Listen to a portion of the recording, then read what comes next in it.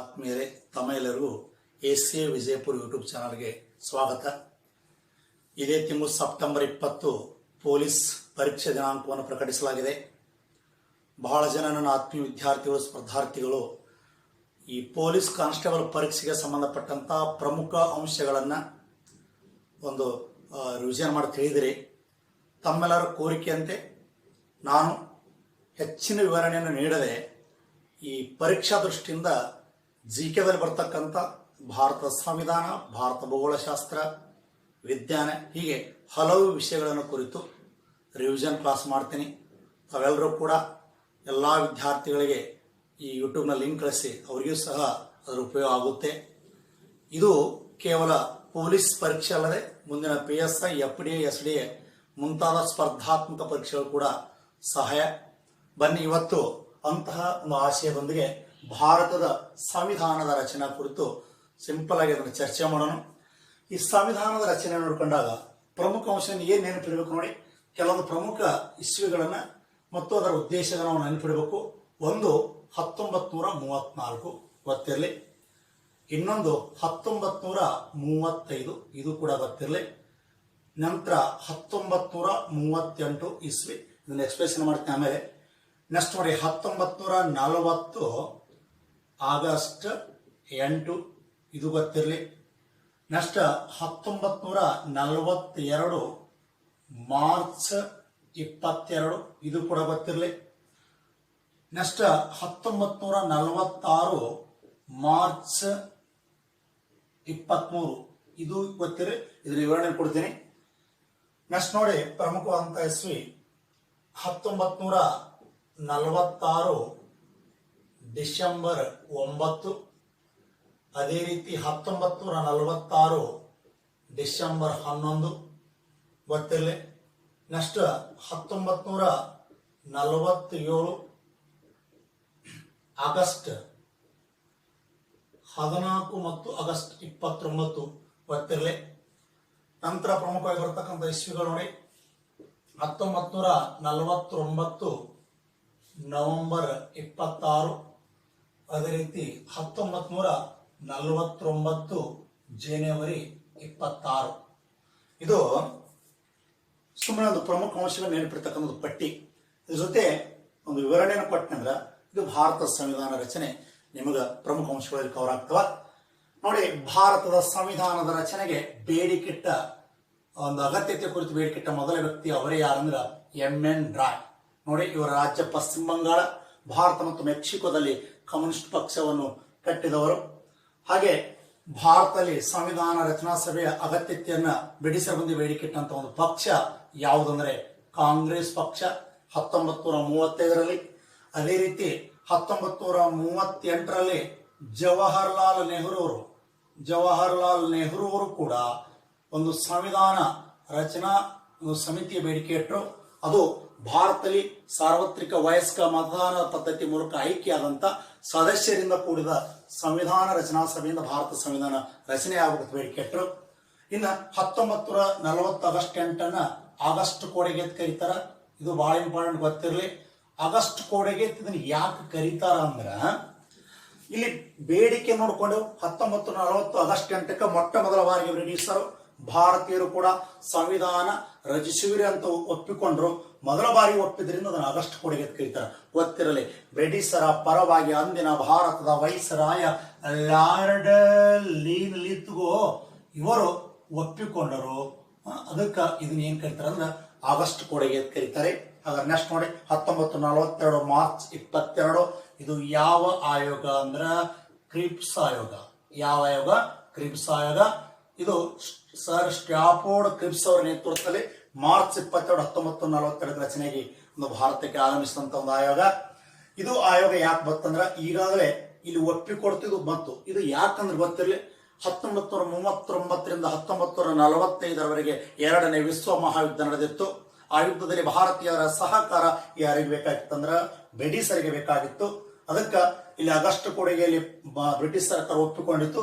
ನಂತರ ಕ್ರಿಪ್ಸ್ ಆಯೋಗ ಈ ಎರಡನೇ ವಿಶ್ವ ಮಹಾಯುದ್ಧದಲ್ಲಿ ಭಾರತದ ಸಹಕಾರ ಬಯಸಿ ಭಾರತಕ್ಕೆ ಸಂವಿಧಾನದ ಕರಡು ಪ್ರತಿಯನ್ನು ತಂದಿತ್ತು. ಆದ್ರೆ ಈ ಕ್ರಿಪ್ಸ್ ಆಯೋಗ ಭಾರತೀಯರಿಗೆ ಒಂದು ಸಲಹೆ ನೀಡಿತು. ಅದೇನಂದ್ರೆ ಎರಡನೇ ವಿಶ್ವ ಮಹಾಯುದ್ಧದಲ್ಲಿ ನೀವೆಲ್ಲರೂ ಭಾರತೀಯರು ಪಾಲ್ಗೊಳ್ರಿ, ಯುದ್ಧ ಮುಗಿದ ನಂತರ ಭಾರತೀಯರ ಸಂವಿಧಾನ ರಚನೆ ಮಾಡ್ಕೊಳಕತ್ತೇಳಿ ಒಂದು ಭರವಸೆ ನೀಡಿತು. ಇದರಿಂದ ಈ ಕಾಂಗ್ರೆಸ್ ಪಕ್ಷ ಮತ್ತು ಮುಸ್ಲಿಂ ಲೀಗ್ ಇವೆರಡೂ ಕೂಡ ಈ ಕ್ರಿಪ್ಸ್ ಒಂದು ಪ್ರಸ್ತಾವನೆಯನ್ನ ತಿರಸ್ಕಾರ ಮಾಡ್ತಾವ. ಈ ಕ್ರಿಪ್ಸ್ ಪ್ರಸ್ತಾವನೆ ಯುದ್ಧ ಮುಗಿದ ನಂತರ ಜಾರಿಗೆ ಬರೋದ್ರಿಂದ ಇದನ್ನ ಮುಂದಿನ ದಿನಾಂಕದ ಚೆಕ್ ಅಂದ್ರೆ ಪೋಸ್ಟ್ ಡೇಟೆಡ್ ಚೆಕ್ ಅಂತೇಳಿ ಯಾರು ಕರೆದಂದ್ರ ಮಹಾತ್ಮ ಗಾಂಧೀಜಿ ಇದನ್ನ ಪ್ರಶ್ನೆ ಕೇಳ ನೆನಪಿಡ್ರಿ. ಹಾಗಾದ್ರೆ ನೆಕ್ಸ್ಟ್ ನೋಡಿ 1946 ಮಾರ್ಚ್ 23 ಇದು ಬಹಳ ಇಂಪಾರ್ಟೆಂಟ್. ಅದೇ ಯಾವುದಂದ್ರ ಕ್ಯಾಬಿನೆಟ್ ಆಯೋಗ. ಕ್ಯಾಬಿನೆಟ್ ಆಯೋಗ ಇದು ಮಾರ್ಚ್ 23, 1946 ಒಂದು ಬ್ರಿಟನ್ನಲ್ಲಿ ಇಂಗ್ಲೆಂಡಿನ ಪ್ರಧಾನಿ ಲೇಬರ್ ಪಕ್ಷದ ನಾಯಕ ಕ್ಲೆಮೆಂಟ್ ಅಟ್ಲಿ ಅಧ್ಯಕ್ಷತೆಯಲ್ಲಿ ಇದು ರಚನೆ ಆಯಿತು. ಈ ಕ್ಯಾಬಿನೆಟ್ ಆಯೋಗದಲ್ಲಿ ಪ್ರಮುಖವಾಗಿ 3 ಜನ ಸದಸ್ಯರಿದ್ದರು. ಆ 3 ಜನ ಸದಸ್ಯರು ಯಾರಪ್ಪ ಅಂದ್ರ ಒಬ್ರು ಅವರೇ ಲಾರ್ಡ್ ಪೆಥಿಕ್ ಲಾರೆನ್ಸ್. ಹಾಗಾದ್ರ ಇನ್ನೊಬ್ರು ಯಾರಪ್ಪ ಅಂದ್ರ ಅವರೇ ಎರಡನೇದವರು ಇವರೇ ಸ್ಟ್ರಾಫೋರ್ಡ್ ಕ್ರಿಪ್ಸ್. ಹಾಗಾದ್ರ ಇನ್ನು ಮೂರನೇದವ್ರು ಯಾರಪ್ಪ ಅಂದ್ರ ಎವಿ ಅಲೆಕ್ಸಾಂಡರ್. ಇದನ್ನ ಬಹಳ ಸಾರಿ ಪ್ರಶ್ನೆ PSI ಪೊಲೀಸ್ FDS ಗೊತ್ತಿರ್ಲಿ ನೆನಪಿಡ್ರಿ. ನೋಡ್ರಿ ಯಾರ ಅಧ್ಯಕ್ಷತೆಯಲ್ಲಿ ಇದು ನೇಮಕ ಆಯ್ತಂದ್ರ ಕ್ಲೆಮೆಂಟ್ ಅಟ್ಲಿ ಇಂಗ್ಲೆಂಡ್ ಪ್ರಧಾನಿ ಅಧ್ಯಕ್ಷತೆಯಲ್ಲಿ ನೇಮಕ ಆಯ್ತು. ಹಾಗಾದ್ರೆ ಭಾರತಕ್ಕೆ ಬಂದ ಪ್ರಮುಖ 3 ಸದಸ್ಯರು ಯಾರಪ್ಪ ಅಂದ್ರ lord Pethick Lawrence, ಸ್ಟ್ರಾಫೋರ್ಡ್ creeps, Alexander. ಹಾಗಾದ್ರ ಇಲ್ಲಿ ಈ ಕ್ಯಾಬಿನೆಟ್ ಆಯೋಗದ ಒಂದು ಪ್ರಶ್ನೆ ಯಾವ ರೀತಿ ಕೇಳ್ತಾನಂದ್ರ ಭಾರತದ ಸಂವಿಧಾನ ರಚನೆಗೆ ಅವಕಾಶ ಮಾಡಿಕೊಟ್ಟ ಆಯೋಗ ಅದೇ ಯಾವುದಂದ್ರೆ ಕ್ಯಾಬಿನೆಟ್ ಆಯೋಗ. ಈ ಕ್ಯಾಬಿನೆಟ್ ಆಯೋಗದ ಪ್ರಕಾರ ಭಾರತದಲ್ಲಿ ದೇಶೀಯ ಸಂಸ್ಥಾನಗಳು ಮತ್ತು ಬ್ರಿಟಿಷ್ ಪ್ರಾಂತ್ಯಗಳು ಸೇರಿದಂತೆ ಭಾರತ ಒಕ್ಕೂಟವನ್ನು ರಚಿಸಲಿಕ್ಕೆ ಅವಕಾಶ ನೀಡಿತು. ಅದೇ ರೀತಿಯಾಗಿ ಭಾರತದ ಸಂವಿಧಾನ ರಚನೆ ಸಭೆಗೆ ಅವಕಾಶ ನೀಡಿತು. ಸಂವಿಧಾನ ರಚನಾ ಸಭೆಯಲ್ಲಿ ಎಷ್ಟು ಜನ ಸದಸ್ಯರಿರಬೇಕಂದ್ರ 389 ಜನ ಸದಸ್ಯರ ಸಂಖ್ಯೆಯನ್ನು ನಿರ್ಧಾರ ಮಾಡಿತು ಸ್ನೇಹಿತರೆ. ಹಾಗಾದ್ರೆ 389 ಜನ ಇಲ್ಲಿ ಸದಸ್ಯರಲ್ಲಿ 296 ಜನ ಇವರು ಬ್ರಿಟಿಷ್ ಗವರ್ನರ್ ಪ್ರಾಂತ್ಯಗಳಿಂದ, ಅದೇ ರೀತಿಯಾಗಿ ಇಲ್ಲಿ ದೇಶೀಯ ಸಂಸ್ಥಾನಗಳಿಂದ ಎಷ್ಟು ಜನಪ್ಪ ಅಂದ್ರ 93 ಜನ.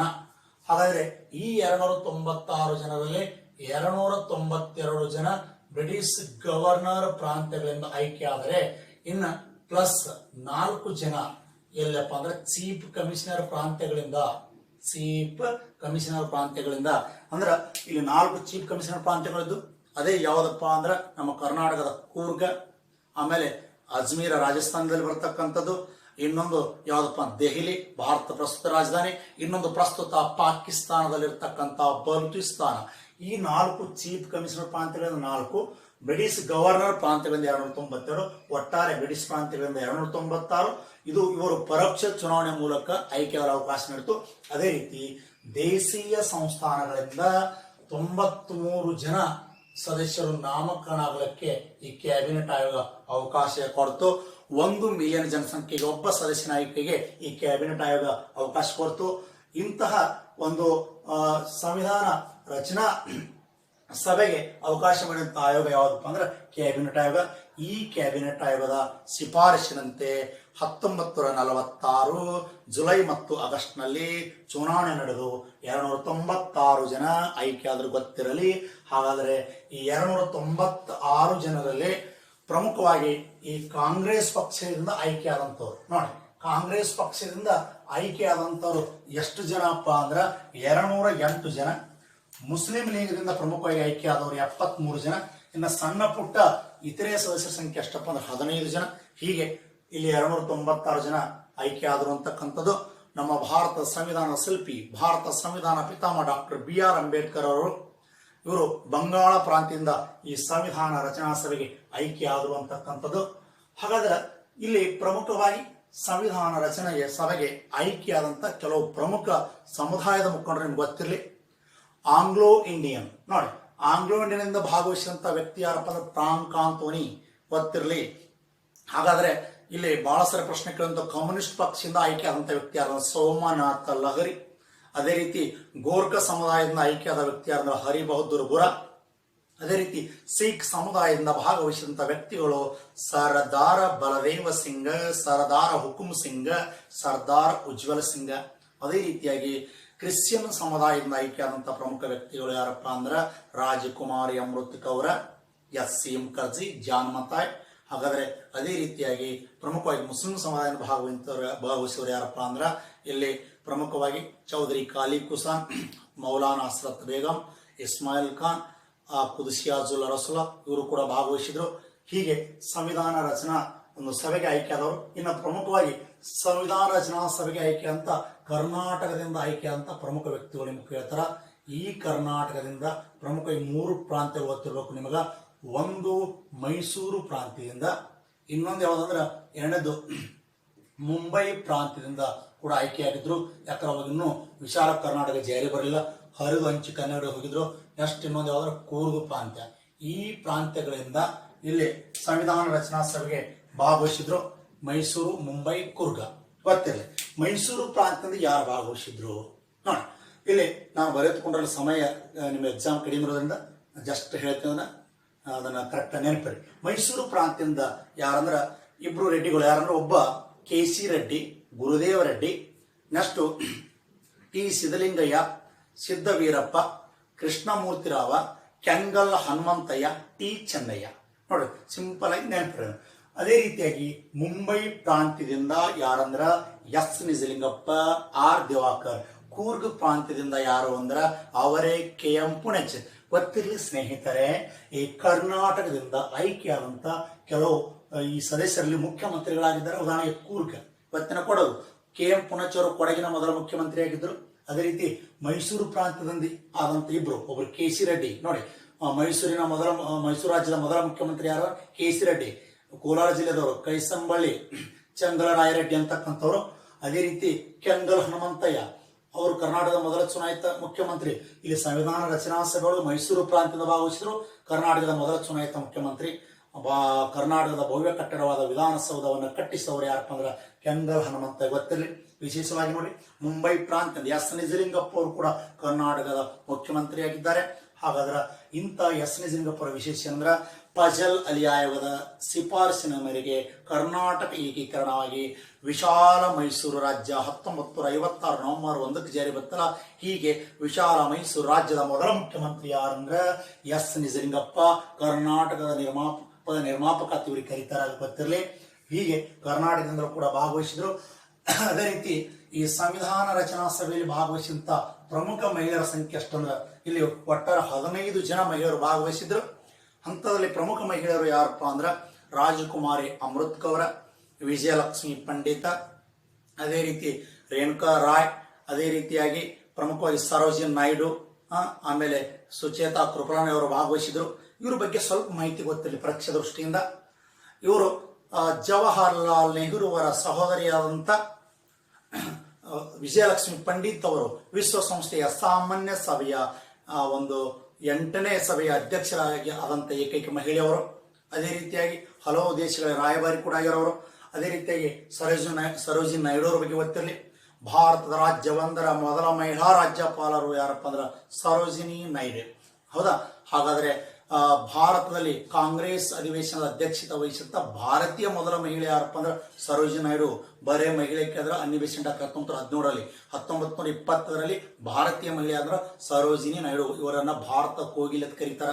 ಇವರ ಪ್ರಮುಖ ಇರುವಂತ ಗೋಲ್ಡನ್ ರಿಸಾಲ್ಟ್. ಹಾಗಾದ್ರೆ ಭಾರತದ ರಾಜ್ಯವೊಂದರ ಮೊದಲ ಮಹಿಳಾ ಮುಖ್ಯಮಂತ್ರಿ ಯಾರಪ್ಪ ಅಂದ್ರೆ ಗೊತ್ತಿರಲಿ ಸುಚೇತಾ ಕೃಪಲಾನಿ, ಉತ್ತರ ಪ್ರದೇಶಕ್ಕೆ. ಹೌದಾ? ಹಾಗಾದ್ರೆ ಅದೇ ರೀತಿಯಾಗಿ ಭಾರತದ ತಾತ್ಕಾಲಿಕ ಸಚಿವ ಸಂಪುಟದಲ್ಲಿ 1941 52ರವರೆಗೆ ಏನಿತ್ತಲ್ಲ ಆ ಸಚಿವ ಸಂಪುಟದಲ್ಲಿ ಇದ್ದಂತ ಏಕೈಕ ಮಹಿಳೆ ಯಾರಪ್ಪ ಅಂದ್ರೆ ರಾಜಕುಮಾರಿ ಅಮೃತ್ ಕೌರ. ಅವರು ಯಾವ ಖಾತೆಯನ್ನು ನಿರ್ವಹಿಸಿದ್ರು ಅಂದ್ರೆ ಆರೋಗ್ಯ ಖಾತೆ. ಹಾಗಾದ್ರೆ ಇಲ್ಲಿ ಇದು ಮಹಿಳೆಯರಿಗೆ ಸಂಬಂಧಪಟ್ಟಂತೆ. ಇನ್ನು ಮುಸ್ಲಿಂ ಸಮುದಾಯದಿಂದ ಭಾಗವಹಿಸಿದ ಏಕೈಕ ಮಹಿಳೆ ಯಾರಪ್ಪ ಅಂದ್ರೆ ಕುದ್ಸಿಯಾಜುಲ್ ರಸುಲ್ರವರು. ಹೀಗೆ ಮಹಿಳೆಯರು ಕೂಡ ಭಾಗವಹಿಸಿದ್ರು.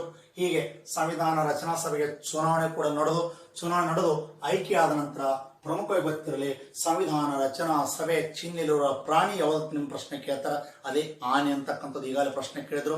ಈ ಭಾರತದ ಸಂವಿಧಾನ ರಚನಾ ಸಭೆಯು ಅಮೆರಿಕದ ಒಂದು ಸಂವಿಧಾನ ರಚನಾ ಸಭೆಯನ್ನು ಹೋಲುತ್ತದೆ ಅಂತಕ್ಕಂಥದ್ದು. ಹಾಗಾದರೆ ಇಂತಹ ಸಂವಿಧಾನ ರಚನಾ ಸಭೆ ಚುನಾವಣೆ ನಂತರ ಇಲ್ಲಿ ಮೊದಲ ಸಭೆ ನಡೀತು. ಸಂವಿಧಾನ ರಚನಾ ಸಭೆಯ ಮೊದಲ ಸಭೆ ಇದು ನಿಮ್ಗೆ ಡೇಟ್ ಕೇಳ್ತಂತ ಹೇಳಿದ್ನಿ. ಇದು ಯಾವಾಗ ನಡೀತಂದ್ರೆ 1946 ಡಿಸೆಂಬರ್ 9ಕ್ಕೆ ಮೊದಲ ಸಂವಿಧಾನ ರಚನಾ ಸಭೆ.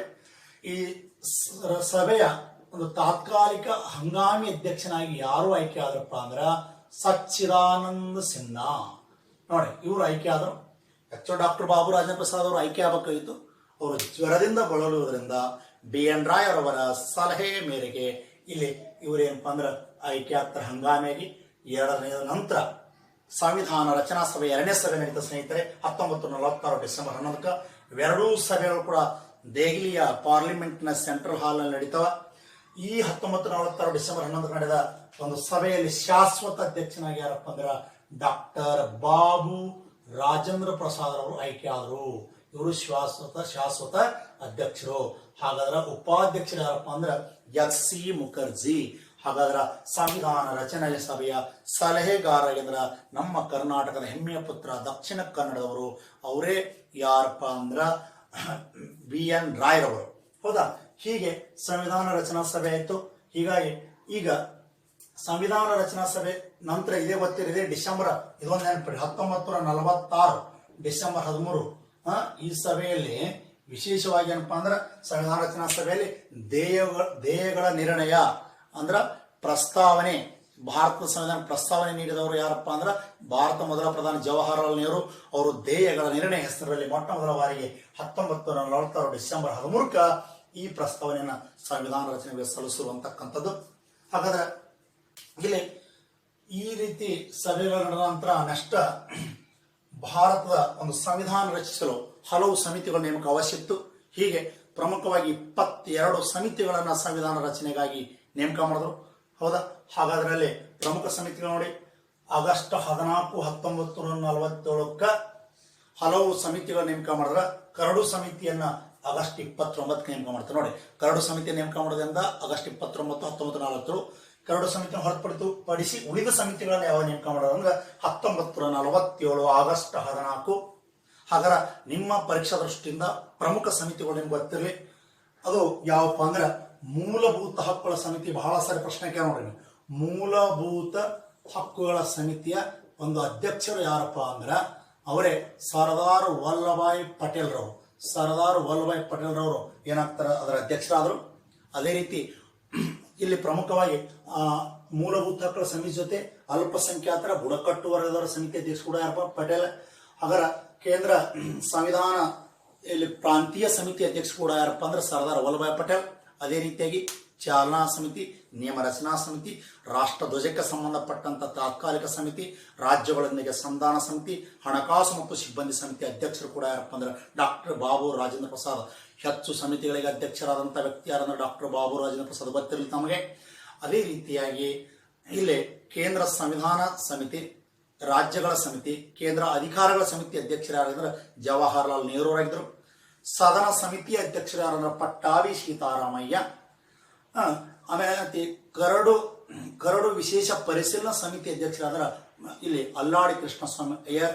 ಹಾಗಾದ್ರೆ ಇಲ್ಲಿ ಕರಡು ಸಮಿತಿ ಅಧ್ಯಕ್ಷರು ಯಾರಪ್ಪ ಅಂದ್ರ ಅವರೇ ಕರಡು ಸಮಿತಿಯ ಅಧ್ಯಕ್ಷರು ಡಾಕ್ಟರ್ BR ಅಂಬೇಡ್ಕರ್. ಭಾರತದ ಸಂವಿಧಾನದ ಶಿಲ್ಪಿ ಡಾಕ್ಟರ್ BR ಅಂಬೇಡ್ಕರ್ ಅವರು ಆಯ್ಕೆ ಆದರು ಅಂತಕ್ಕಂಥದ್ದು. ಹಾಗಾದ್ರೆ ಇಲ್ಲಿ ಡಾಕ್ಟರ್ BR ಅಂಬೇಡ್ಕರ್ ಅವರು ಸೇರಿದಂತೆ ಈ ಆಗಸ್ಟ್ 29, 1947 ಕರಡು ಸಮಿತಿ ರಚನೆ ಆಗ್ತದೆ ಸ್ನೇಹಿತರೆ. ಹೀಗೆ ರಚನೆಯಾದಂತಹ ಒಂದು ಸಮಿತಿಯಲ್ಲಿ ಅಂಬೇಡ್ಕರ್ ಸೇರಿದಂತೆ 7 ಜನ ಸದಸ್ಯರಿದ್ರು ಅಂತಕ್ಕಂಥದ್ದು ಗಮನದಲ್ಲಿರಲಿ. ಈ ಅಧ್ಯಕ್ಷ ಡಾಕ್ಟರ್ BR ಅಂಬೇಡ್ಕರ್. ಸದಸ್ಯರಲ್ಲಿ ಪ್ರಮುಖವಾಗಿ ಈ ಕರಡು ಸಮಿತಿಯ ಸದಸ್ಯರ ಬಗ್ಗೆ ಪ್ರಶ್ನೆ ಕೇಳ್ತಾನೆ. ಯಾವ ರೀತಿ ಅಂದ್ರೆ ಕೆಳಗಿನ ಯಾವ ವ್ಯಕ್ತಿ ಕರಡು ಸಮಿತಿಯಲ್ಲಿ ಇರಲಿಲ್ಲ ಪ್ರಶ್ನೆ ಕೇಳ್ತಾನೆ, ಅದನ್ನು ಕೂಡ ಗೊತ್ತಿರಲಿ. ಆದ್ದರಿಂದ ಪ್ರಮುಖವಾಗಿ ಇಲ್ಲಿ ಬರ್ತಕ್ಕಂಥ ಯಾರಪ್ಪ ಅಂದ್ರ ಇಲ್ಲಿ ಅಲ್ಲಾಡಿ ಕೃಷ್ಣಸ್ವಾಮಿ ಅಯ್ಯಂಗರ್ ಅವರು ಕೂಡ ಇದ್ರು. ಅದೇ ರೀತಿಯಾಗಿ KM ಮುನ್ಷಿ ಅವರಿದ್ರು. ಆಮೇಲೆ ಮೊಹಮ್ಮದ್ ಸಾಗುಲ್ ಅವರಿದ್ರು. DP ಕೇತಾನ ಮಿತ್ತರ್ ಅವರು ಕೂಡ ಇದ್ರು. ಆಮೇಲೆ ಅಯ್ಯಂಗಾರ್ ಅವರು ಕೂಡ ಇದ್ರು. ಈ ರೀತಿಯಾಗಿ ಇಲ್ಲಿ ಸಂವಿಧಾನ ಕರಡು ಸಮಿತಿಯಲ್ಲಿ ಇದ್ರು ಅಂತಕ್ಕಂಥದ್ದು. ಅಂದ್ರೆ ಇನ್ನೊಂದು ನೋಡಿ, ಅಧ್ಯಕ್ಷ ಡಾಕ್ಟರ್ BR ಅಂಬೇಡ್ಕರ್, ಸದಸ್ಯರು ಗೋಪಾಲಸ್ವಾಮಿ ಅಯ್ಯಂಗಾರ್, ಅಲ್ಲಾಡಿ ಕೃಷ್ಣಸ್ವಾಮಿ ಅಯ್ಯರ್, ಮೊಹಮ್ಮದ್ ಸಾಗುಲ್ಲಾ, KM ಮುನ್ಷಿ, ಆಮೇಲೆ ಮಿತ್ತರ ಖೇತಾನ ಇದ್ರು. ಮಿತ್ತರ ಖೇತಾನ ಅವರ ಬದಲಿ ಬಂದವರು ಈ ಕರಡು ಸಮಿತಿಯಲ್ಲಿ ಯಾರು ಪ್ರಶ್ನೆ ಕೇಳ್ತಾರ ಮಾಧವರಾವ್ ಮತ್ತು TD ಕೃಷ್ಣಾಚಾರ್ಯ ಅಂತಕ್ಕಂಥವ್ರು. ಹೀಗೆ ಕರಡು ಸಮಿತಿ 141 ದಿನಗಳ ಕಾಲ ಸಮಯ ತೆಗೆದುಕೊಂಡು ಕರಡು ಪ್ರತಿಯನ್ನು ರಚಿಸುವಂತಕ್ಕಂಥದ್ದು. ಹೀಗೆ ಕರಡು ಪ್ರತಿಯಲ್ಲಿ 3 ಬಾರಿ ಡಾಕ್ಟರ್ ಬಿ ಆರ್ ಅಂಬೇಡ್ಕರ್ ಓದ್ತಾರ. ಇದು ಸಂವಿಧಾನ ರಚನಾ ಸಭೆಯಲ್ಲಿ ಹಲವು ತಿದ್ದುಪಡಿಗಳೊಂದಿಗೆ ನಮ್ಮ ಭಾರತದ ಸಂವಿಧಾನವು ಇದು ಯಾವಾಗ ಅಂಗೀಕಾರ ಆಯಿತು ಅಂತಕ್ಕಂಥ ಪ್ರಶ್ನೆ ಬರ್ತದೆ ನೋಡಿ. ಸಂವಿಧಾನದ ಅಂಗೀಕಾರ ಆಗುದ್ದು ಯಾವಾಗಪ್ಪ ಅಂದ್ರೆ ಇಲ್ಲಿ ಪ್ರಮುಖವಾದಂತ ನಾನು ಇಸ್ವಿ ನಿಮ್ಗೆ ಹೇಳಿರುವಂತೆ ನವೆಂಬರ್ 26, 1949 ಸಂವಿಧಾನ ಅಂಗೀಕಾರ ಆಯಿತು ಅಂತಕ್ಕಂಥದ್ದು. ಇದನ್ನ ಈ ಅಂಗೀಕಾರ ದಿನ ಒಟ್ಟಾರೆ 284 ಜನ ಇದಕ್ಕೆ ಸದಸ್ಯರು ಸಹಿ ಹಾಕಿದ್ರು. ಗೊತ್ತಿರಲಿ 389 ಜನ ಒಟ್ಟು ಸದಸ್ಯರಲ್ಲಿ ಭಾರತ ಸ್ವತಂತ್ರ ಆದ ನಂತರ ಪಾಕಿಸ್ತಾನ ಡಿವೈಡ್ ಆಯಿತು. ಅಂತಹ ಸ್ಥಳದಲ್ಲಿ ಭಾರತದ ಸಂವಿಧಾನ ರಚನಾ ಸಭೆಯಲ್ಲಿ ಉಳಿದ ಒಟ್ಟು ಸದಸ್ಯರು ಎಷ್ಟಪ್ಪ ಅಂದ್ರೆ 299 ಸದಸ್ಯರಲ್ಲಿ ಉಳಿದ ಸದಸ್ಯರು 299, ಅದರಲ್ಲಿ 284 ಜನ ಸಂವಿಧಾನ ಒಂದು ಅಂಗೀಕಾರಕ್ಕೆ ಸಹಿ ಹಾಕ್ತಾರಂತಕ್ಕಂಥದ್ದು. ಹೀಗೆ ಈ ಸಂವಿಧಾನ ಅಂಗೀಕಾರ ಆಯ್ತು. ಈ ಒಟ್ಟು ಎಷ್ಟು ಅಧಿವೇಶನ ಮಾಡೋದು ಅಂದ್ರ 11 ಅಧಿವೇಶನಗಳು ಸಂವಿಧಾನ ರಚನೆಗಾಗಿ ನಡೆದಂಥವು. ಹಾಗಾದ್ರೆ ಮೊದಲ ಅಧಿವೇಶನ ಯಾವಾಗ ನಡೆದಂದ್ರ ಡಿಸೆಂಬರ್ 9ರಿಂದ 14, 1946 ನಡೆದರೆ ಕೊನೆಯ ಅಧಿವೇಶನ ನವೆಂಬರ್ 14ರಿಂದ ನವೆಂಬರ್ 26, 1949 ನಡೆಯಿತು. ಇದು ಕೊನೆಯ ಅಧಿವೇಶನ, ಇದು ಪ್ರಥಮ ಅಧಿವೇಶನ. ಒಟ್ಟು 11 ಅಧಿವೇಶನಗಳು, 6,40,00,000 ಒಟ್ಟು ಖರ್ಚಾದಂಥದ್ದು ಸಂವಿಧಾನ ಒಂದು ರಚನೆ ಮಾಡಲಿಕ್ಕೆ. ಹೀಗೆ ಇಂಥ ಒಂದು ಸಂವಿಧಾನ ನವೆಂಬರ್ 26, 1949 ಬಂದರೂ ಕೂಡ ಸಂವಿಧಾನ ಜಾರಿಯಾಗಿದೆ ಎಂದು ಗೊತ್ತೇನು. 1950 ಜನವರಿ 26 ಸಂವಿಧಾನ ಜಾರಿ ಬಂತು. ಯಾಕಂದ್ರ 1929ರಲ್ಲಿ ಲಾಹೋರದ ರಾವಿ ನದಿಯ ದಡದ ಮೇಲೆ ನಡೆದಂತ ಲಾಹೋರದ ಕಾಂಗ್ರೆಸ್ ಅಧಿವೇಶನದಲ್ಲಿ ಅಂದಿನ ಅಧ್ಯಕ್ಷ ಜವಾಹರ್ಲಾಲ್ ನೆಹರು ಅವರೊಂದು ಘೋಷಣೆ ಮಾಡ್ತಾರ. ಅದು ಏನಂದ್ರ ಮುಂದಿನ ವರ್ಷ ಅಂದ್ರೆ 1930 ಜನವರಿ 26ರಂದು ಭಾರತದ ತುಂಬೆಲ್ಲ ಪೂರ್ಣ ಸ್ವರಾಜ್ಯ ದಿನವನ್ನಾಗಿ ಆಚರಿಸಲಾಗುತ್ತೆ ಅಂತ ಘೋಷಣೆ ಮಾಡ್ತಾರ. ಅದರಂತೆ ಆಚರಿಸಲಾಗ್ತದ. ಅದರ ಸವಿನೆನಪಿಗಾಗಿ 1949 ನವೆಂಬರ್ 26ರಂದು ಸಂವಿಧಾನ ಅಂಗೀಕಾರಗೊಂಡರೂ ಕೂಡ ಸಂವಿಧಾನ ಜಾರಿ ಬಂದಿದೆ ಅಂತಂದ್ರೆ 1950 ಜನವರಿ 26ರಂದು. ಹೀಗೆ ಸಂವಿಧಾನ ಜಾರಿಗೆ ಬಂದ ದಿನ ಜನವರಿ 26ನ ಪ್ರತಿ ವರ್ಷ ಗಣರಾಜ್ಯೋತ್ಸವದ ದಿನವನ್ನಾಗಿ ಆಚರಿಸಲಾಗ್ತದೆ. ಇಂಥ ಗಣರಾಜ್ಯೋತ್ಸವ ದಿನದಂದು ನಮ್ಮ ದೇಶದ ಪ್ರಥಮ ಪ್ರಜೆ ರಾಷ್ಟ್ರಪತಿಯವರು ರಾಷ್ಟ್ರವನ್ನು ಉದ್ದೇಶಿಸಿ ಭಾಷಣ ಮಾಡ್ತಾರೆ. ಗೊತ್ತಿರಲಿ, ಆಗಸ್ಟ್ 15ಕ್ಕೆ ಸ್ವಾತಂತ್ರ್ಯೋತ್ಸವದ ಭಾಷಣವನ್ನ ಪ್ರಧಾನಿ ಮಾಡಿದ್ರ, ಇಲ್ಲಿ ಗಣರಾಜ್ಯೋತ್ಸವ ದಿನ ಭಾಷಣ ಯಾರು ಮಾಡ್ತಾರೆ ಅಂದ್ರೆ ರಾಷ್ಟ್ರಪತಿ. ಹಾಗಾದ್ರೆ ಇಂಥ ಗಣರಾಜ್ಯೋತ್ಸವ ದಿನ ಪ್ರತಿ ವರ್ಷ ಬೇರೆ ದೇಶಗಳ ಪ್ರಮುಖ ಮುಖ್ಯಸ್ಥರನ್ನ ಇಲ್ಲಿ ಮುಖ್ಯ ಅತಿಥಿಗಳಾಗಿ ಇಲ್ಲಿ ಕರೆಸುವಂತ ಒಂದು ಸಂಸ್ಕೃತಿ ಭಾರತದಲ್ಲಿ ಅದ. ಪ್ರಥಮ ಬಾರಿಗೆ 1950 ಜನವರಿ 26ರಂದು ಗಣರಾಜ್ಯೋತ್ಸವದಂದು ಮುಖ್ಯ ಅತಿಥಿಯಾಗಿ ಬಂದವರು ಯಾರಂದ್ರೆ ನಮ್ಮ ದೇಶದೊಂದಿಗೆ ಜಲಗಡೆ ಹಂಚಿಕೊಂಡ ಇಂಡೋನೇಷ್ಯಾದ ಸುಕಾರ್ನೋ ಅವರು ಮುಖ್ಯ ಅತಿಥಿಯಾಗಿ ಬಂದರು. ಅದೇ ರೀತಿ ಇತ್ತೀಚೆಗೆ ಗೊತ್ತಿರಬೇಕು ಕೆಲವೊಂದು ಪರೀಕ್ಷೆ ದೃಷ್ಟಿಯಿಂದ 2018ರಲ್ಲಿ ಆಸಿಯಾನ್ ರಾಷ್ಟ್ರಗಳ ಪ್ರಮುಖ ಮುಖ್ಯಸ್ಥರು ಪ್ರತಿನಿಧಿಗಳು ಈ ಒಂದು ಗಣರಾಜ್ಯೋತ್ಸವಕ್ಕೆ ಮುಖ್ಯ ಅತಿಥಿಗಳಾಗಿ ಬಂದರು. ಅದೇ ರೀತಿ 2019ಕ್ಕೆ ದಕ್ಷಿಣ ಆಫ್ರಿಕಾದ ಸಿರಿಲ್ ರಾಮಪೋಸ್ ಅವರು ಮುಖ್ಯ ಅತಿಥಿಗಳಾಗಿ ಬಂದಿದ್ದರು. ಇತ್ತೀಚೆಗೆ 2020 ಜನವರಿ 26ಕ್ಕ ಇಲ್ಲಿ ಪ್ರಮುಖ ಅತಿಥಿಗಳಾಗಿ ಬಂದವರು ಯಾರಂದ್ರೆ ಬ್ರೆಜಿಲ್ ದೇಶದ ಜೈಲ್ ಬೋಲ್ಸ್ನಾರ್ ಅವರು ಪ್ರಮುಖ ಅತಿಥಿಗಳಾಗಿ ಬಂದಿದ್ರು. ಗೊತ್ತಿರಲಿ. ಹಾಗಾದ್ರೆ ಇಂತಹ ಒಂದು ಭಾರತದ ಸಂವಿಧಾನವನ್ನು ಕೈಬರಹದ ಮೂಲಕ ಬರೆದವರು ಯಾರಂದ್ರ ಪ್ರೇಮ್ ಬಿಹಾರಿ ನಾರಾಯಣ್ ರಾಯ್ದ, ಮತ್ತು ಇದರಲ್ಲಿ ಚಿತ್ರಗಳನ್ನು ತೆಗೆದವರು ಯಾರಂದ್ರ ನಂದಲಾಲ್ ಬೋಸ್. ಹಾಗಾದ್ರೆ ಇಲ್ಲಿ ಪ್ರಮುಖವಾಗಿ ಭಾರತದಲ್ಲಿ ಇರತಕ್ಕಂಥ ಪ್ರಮುಖ ಅಂಶಗಳು ನೋಡೋಣ. ಮೂಲದಲ್ಲಿ ಭಾರತದ ಸಂವಿಧಾನದಲ್ಲಿ ಭಾಗಗಳೆಷ್ಟಿದ್ದು, ವಿಧಿಗಳೆಷ್ಟಿದ್ದು, ಆಮೇಲೆ ಇಲ್ಲಿ ಪ್ರಮುಖವಾಗಿ ಅನುಸೂಚಿಗಳು ಎಷ್ಟಿದ್ದು ನೋಡ್ಕೊಳ್ಳೋಣ. ಹಾಗಾದ್ರೆ ಇಲ್ಲಿ ಭಾರತದ ಇಲ್ಲಿರ್ತಕ್ಕಂಥ ಪ್ರಮುಖವಾಗಿರ್ತಕ್ಕಂಥ ಮೂಲ ಸಂವಿಧಾನದಲ್ಲಿ ಎಷ್ಟಿದ್ದು, ಅದೇ ರೀತಿ ಪ್ರಸ್ತುತ ಎಷ್ಟದವ. ಹಾಗಾದ್ರೆ ಭಾರತದ ಸಂವಿಧಾನದಲ್ಲಿ ಮೂಲ ಇರ್ತಕ್ಕಂಥ ವಿಧಿಗಳು, ಆಮೇಲೆ ಭಾಗಗಳು, ಅನುಸೂಚಿಗಳು ಗೊತ್ತಿರಬೇಕು. ಪ್ರಸ್ತುತ ಎಷ್ಟದ ನೋಡಿ. ಇವಾಗ ಭಾರತದ ಸಂವಿಧಾನದಲ್ಲಿ ಮೂಲದಲ್ಲಿ ಭಾಗಗಳು, ಅದೇ ರೀತಿ ಅನುಸೂಚಿಗಳು, ಹಾಗೇನೆ ವಿಧಿಗಳು ನೋಡಿ, ಇವು ಮೂರು ನಮ್ಗೆ ಗೊತ್ತಿರಬೇಕು ಹೋಲಿಕೆ ಆಧಾರದಲ್ಲಿ. ಇವಾಗ ಇಲ್ಲಿ ಪ್ರಮುಖವಾಗಿ ಭಾಗಗಳು ನೋಡಿದಾಗ ಮೂಲದಲ್ಲಿ ಎಷ್ಟಿದ್ದಾರೆ 22, ಪ್ರಸ್ತುತ 25 ಭಾಗಗಳು. ಅನುಸೂಚಿಗಳು ಎಷ್ಟಿದ್ದು, ಮೊದಲ 8 ಇದ್ದು, ಇವಾಗ ಪ್ರಸ್ತುತ 12 ವಿಧಿಗಳು. ಮೂಲ ಸಂವಿಧಾನದಲ್ಲಿ 395 ವಿಧಿಗಳಿದ್ದರೆ ಪ್ರಸ್ತುತ 465 ವಿಧಿಗಳು. ಇದು ಗೌರ್ಮೆಂಟ್ 9ನೇ ತರಗತಿ ಬುಕ್ಕಲ್ಲಿ ಇರತಕ್ಕಂಥ ಒಂದು ಡಾಟಾ. ಇದನ್ನು ಅನುಸರಿಸಿಕೊಂಡು ನೀವು ಆನ್ಸರ್ ಮಾಡಿ, ಸರಿನಾ? ಹಾಗಾದ್ರೆ ಇಲ್ಲಿ ಸಂವಿಧಾನದಲ್ಲಿ ಪ್ರಮುಖವಾಗಿ ನೆನಪಿಡ್ತಕ್ಕಂಥ ಅಂಶಗಳು ಅಲ್ಲಿ 22 ಸಮಿತಿಗಳಲ್ಲಿ ಪ್ರಮುಖ ಸಮಿತಿಗಳೇನೇನಿ, ಉಪಸಮಿತಿಗಳು ಕೂಡ ಬರ್ತವೆ. ಅದರಲ್ಲಿ ಕೆಲವು ಉಪಸಮಿತಿಗಳನ್ನು ನೆನಪಿಡಬೇಕು. ಅಂಥ ಒಂದು ಉಪಸಮಿತಿ ಯಾವುದಪ್ಪ ಅಂದ್ರೆ ಮೂಲಭೂತ ಹಕ್ಕುಗಳ ಉಪಸಮಿತಿಯ ಒಂದು ಅಧ್ಯಕ್ಷರು ಯಾರಾಗಿದ್ರಪ್ಪ ಅಂದ್ರೆ ಇಲ್ಲಿ JB ಕೃಪಲಾನಿ ಅವರು. ಅದೇ ರೀತಿ ಅಲ್ಪಸಂಖ್ಯಾತರ ಉಪಸಮಿತಿ ಅಧ್ಯಕ್ಷರು ಯಾರಿಗಿದ್ದಾರೆ? SC ಮುಖರ್ಜಿ. ಈಶಾನ್ಯ ರಾಜ್ಯಗಳ ಉಪಸಮಿತಿ ಅಧ್ಯಕ್ಷರು ಯಾರಂದ್ರೆ ಗೋಪಿನಾಥ್ ಬಾಡೋಲೆ ಅವರು ಅಸ್ಸಾಮಿನ ಮೊದಲ ಮುಖ್ಯಮಂತ್ರಿಗಳಾಗಿದ್ದರು. ಅದೇ ರೀತಿ ಗಾಂಧೀಜಿ ಭಾರತದ ಪಿತಾಮಹನೆಂದೇ ಖ್ಯಾತಿಯಾದಂಥ ಗಾಂಧೀಜಿ ಮತ್ತು ಪಾಕಿಸ್ತಾನದ ಪಿತಾಮಹನೆಂದೇ ಖ್ಯಾತಿಯಾದಂಥ ಜಿನ್ನಾರ್ ಅವರು ಇಲ್ಲಿ ಸಂವಿಧಾನ ರಚನಾ ಸಭೆಯಲ್ಲಿ ಭಾಗವಹಿಸಿರಲಿಲ್ಲ. ನೋಡಿ, ಒಟ್ಟಾರೆ ಭಾರತದ ಸಂವಿಧಾನ ರಚನೆಯಾಗಲು 2 ವರ್ಷ 11 ತಿಂಗಳು 18 ದಿನಗಳನ್ನು ತೆಗೆದುಕೊಂಡಿತು. ಇದು ಪ್ರಸ್ತುತ ಜಗತ್ತಿನಲ್ಲಿ ಅತಿ ದೊಡ್ಡ ಲಿಖಿತ ಸಂವಿಧಾನ ಯಾವುದಂದ್ರೆ ಭಾರತ ಸಂವಿಧಾನ. ಹಾಗಾದರೆ ಜಗತ್ತಿನ ಪ್ರಥಮ ಲಿಖಿತ ಸಂವಿಧಾನ ಯಾವುದಂದ್ರೆ ಅಮೆರಿಕ ಸಂವಿಧಾನ. ಇಲ್ಲಿ ಇಂಗ್ಲೆಂಡ್ ಸಂವಿಧಾನ ಅಲಿಖಿತ ಸಂವಿಧಾನಕ್ಕೆ ಉದಾಹರಣೆ. ನೋಡಿ, ಭಾರತದ ಸಂವಿಧಾನ ರಚನಾ ಸಭೆಯು ಈ ಸಂವಿಧಾನ ರಚನೆಯೊಂದಿಗೆ ಹಲವು ಕಾರ್ಯಗಳನ್ನು ಮಾಡಿತ್ತು. ಅದರಲ್ಲಿ ಪ್ರಮುಖವಾಗಿರ್ತಕ್ಕಂಥದ್ದು ಸಂವಿಧಾನ ರಚನಾ ಸಭೆಯು 1947ರಿಂದ 1952ರವರೆಗೆ ಅಂದರೆ ಚುನಾವಣೆ ಘೋಷಣೆಯಾಗಿ ನಡೆಯುವವರೆಗೆ ಭಾರತ ದೇಶದ ತಾತ್ಕಾಲಿಕ ಸರ್ಕಾರವಾಗಿ ಕಾರ್ಯನಿರ್ವಹಿಸಿತು. ಹಾಗಾಗಿ ಇಲ್ಲಿ ನಿಮಗೆ ಪ್ರಶ್ನೆ ಏನು ಕೇಳ್ತಾರೆ ಅಂದ್ರೆ ಆ ತಾತ್ಕಾಲಿಕ ಸರ್ಕಾರದಲ್ಲಿರುವ ಪ್ರಮುಖ ಒಂದು ಸಚಿವರ ಹೆಸರುಗಳನ್ನು ಕೇಳ್ತಾನೆ. ಈ ಒಂದು ತಾತ್ಕಾಲಿಕ ಸರ್ಕಾರದಲ್ಲಿ ಪ್ರಮುಖವಾಗಿ 14 ಸಚಿವರುಗಳಿದ್ದರು. ಅಲ್ಲಿ ಜವಾಹರ್ಲಾಲ್ ನೆಹರು ಅವರನ್ನು ನೋಡಿಕೊಂಡಾಗ ಜವಾಹರ್ಲಾಲ್ ನೆಹರು ಅವರು ದೇಶದ ಪ್ರಧಾನಿಯಾಗಿದ್ದರು.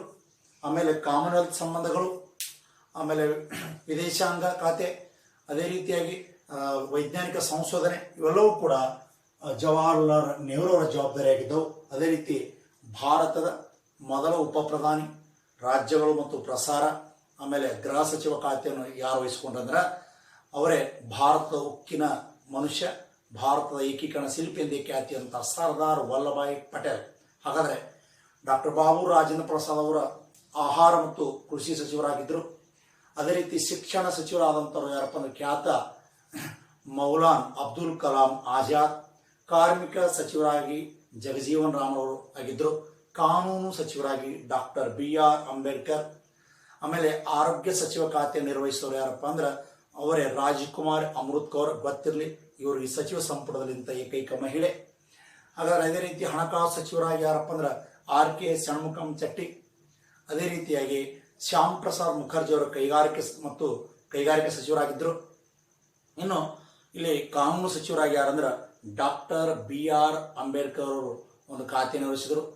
ರಫೀಕ್ ಅಹಮದ್ ಕಿದ್ವಾಯ್ ಅವರು ಸಂಪರ್ಕ ಖಾತೆಯನ್ನು ನಿರ್ವಹಿಸಿದರು.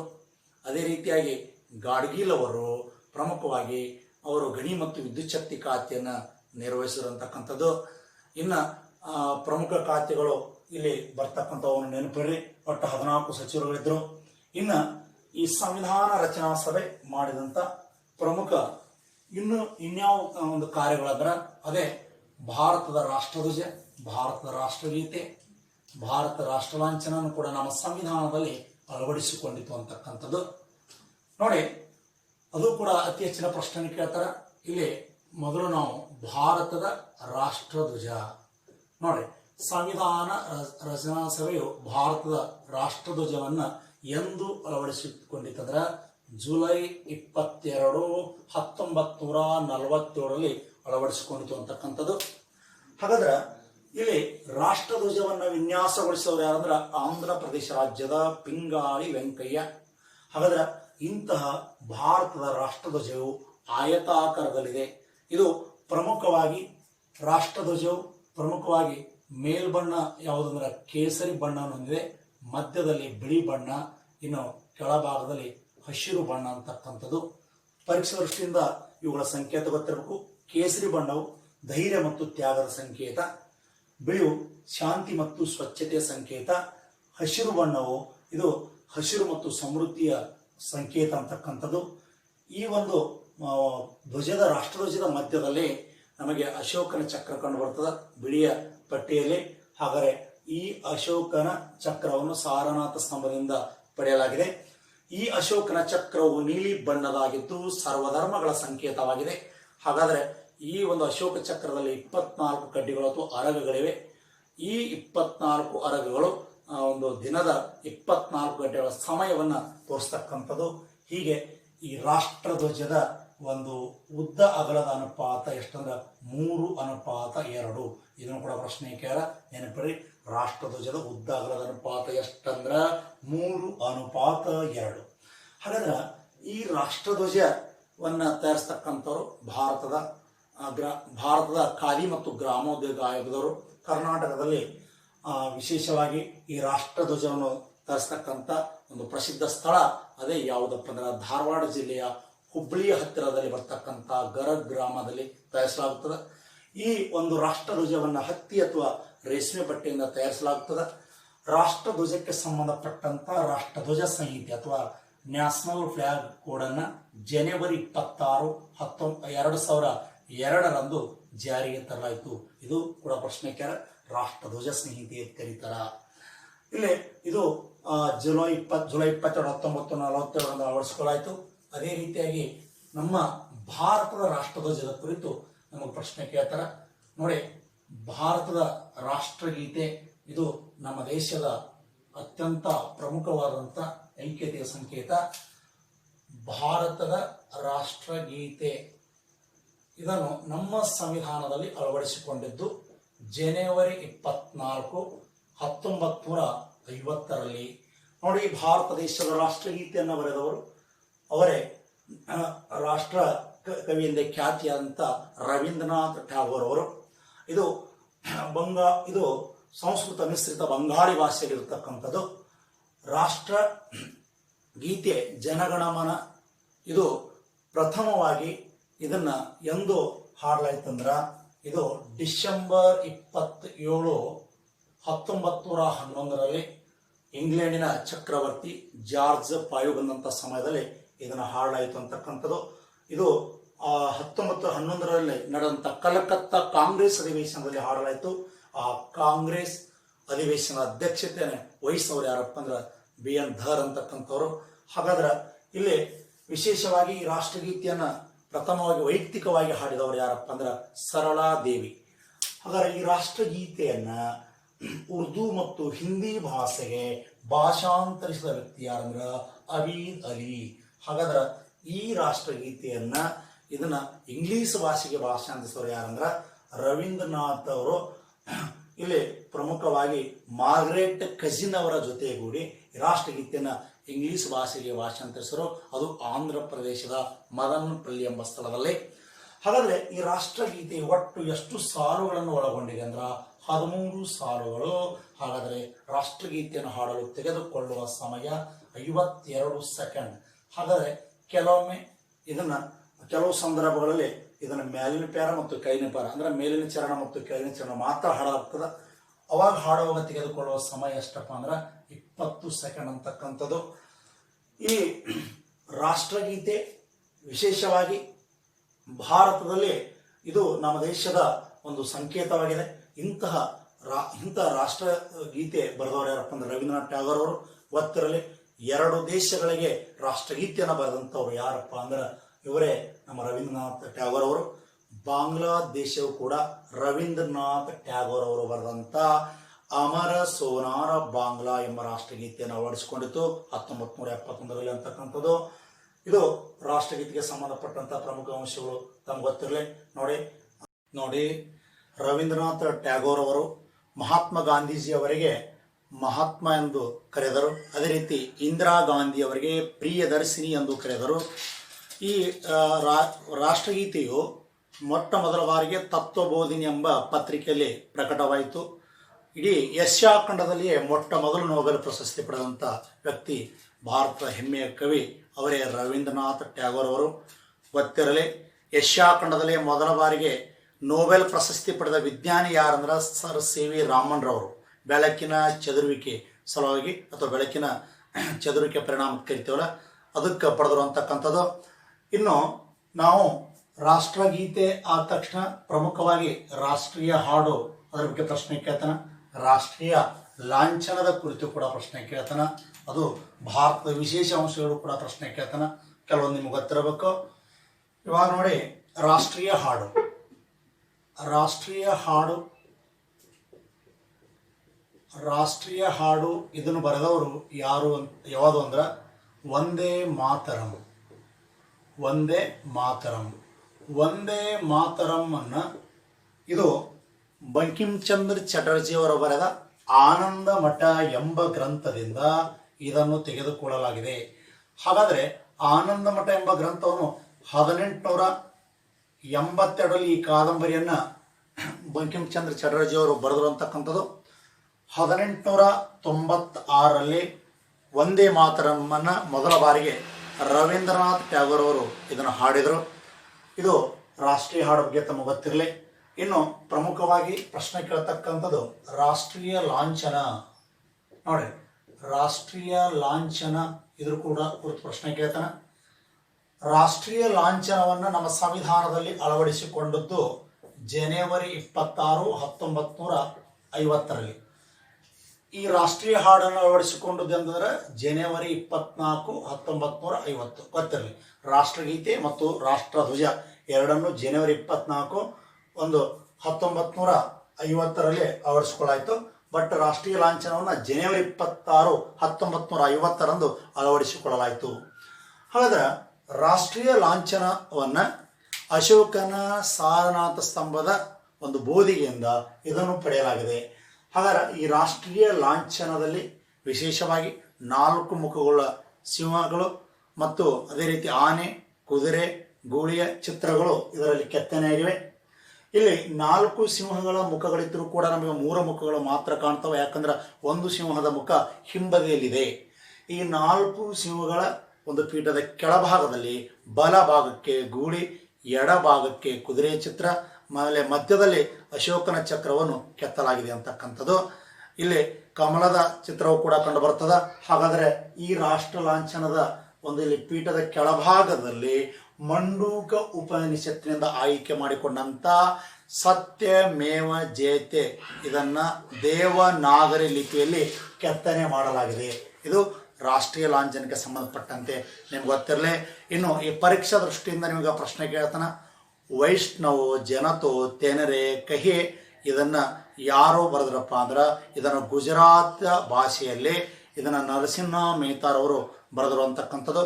ಅದೇ ರೀತಿ ಗಾಂಧೀಜಿಯವರಿಗೆ ಪ್ರಿಯಾದ ಹಿಂದೂ ಒಂದು ಭಜನೆಯಾದಂಥ ರಘುಪತಿ ರಾಘವ ರಾಜಾರಾಮ್ ಇದರ ಮೂಲ ಗಾಯಕರು ಮತ್ತು ಸಂಯೋಜಕರು ಯಾರಂದ್ರೆ ವಿಷ್ಣು ದಿಗಂಬರ್ ಅವರು.